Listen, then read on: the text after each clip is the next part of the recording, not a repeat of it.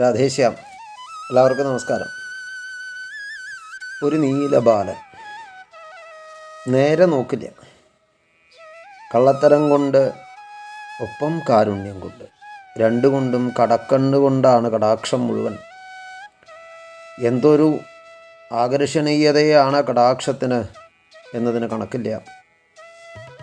എന്തൊരു വശ്യതയാണ് ആ ദേഹകാന്തിക്ക് എന്നതിന് കണക്കില്ല. ആ ദേഹകാന്തി കൊണ്ട് എല്ലാവരുടെയും കണ്ണിന് കുളിർമയെ നൽകുന്നു. അതേ ദേഹകാന്തിയെ കുതിച്ചുകൊണ്ട് ലക്ഷ്മി ദേവി എപ്പോഴും ഈ നീലബാലനെ കടാക്ഷിച്ചു കൊണ്ടിരിക്കുന്നു. എന്തൊക്കെയോ തിടുക്കത്തിലാണ് ആ നീലബാലൻ. എന്തിനാന്ന് ചോദിച്ചാൽ കാളിന്തി തീരത്തേക്ക് ഓടാനുള്ള തിരക്കാണ്. എന്തൊക്കെയോ ഉദ്ദേശിക്കുന്നുണ്ട്. അനവധി ആഗ്രഹങ്ങളോട് കൂടിയിട്ട് പലരും ഈ നീലബാലൻ്റെ അടുത്ത് വരുമ്പോൾ ഇപ്പോൾ ആ നീലബാലൻ്റെ ഉള്ളിൽ അനവധി ആഗ്രഹങ്ങൾ.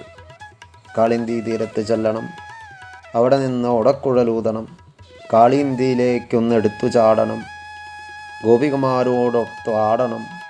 ഇങ്ങനെ അനവധി ആഗ്രഹങ്ങളോടുകൂടി കാളിന്തിയിലേക്ക് പോകാനൊരുങ്ങി നിൽക്കുന്ന, കയ്യിൽ വേണുവെടുത്ത് പിടിച്ച് ആരെങ്കിലും തൻ്റെ കൂടെ വരുന്നുണ്ടോ, തൻ്റെ ഈ കാളിന്തിയിലേക്കുള്ള യാത്ര, കാളിന്തി തീരത്തുള്ളതായ ലീലകൾ, ഇതൊക്കെ കാണാൻ ആരെങ്കിലും കാത്തു നിൽക്കുന്നുണ്ടോ എന്ന് കടക്കണ്ണുകൊണ്ട് കടാക്ഷിച്ചു കൊണ്ടിരിക്കുന്നതായ നീലബാലനെ നമ്മൾക്കും ആരാധിക്കാം.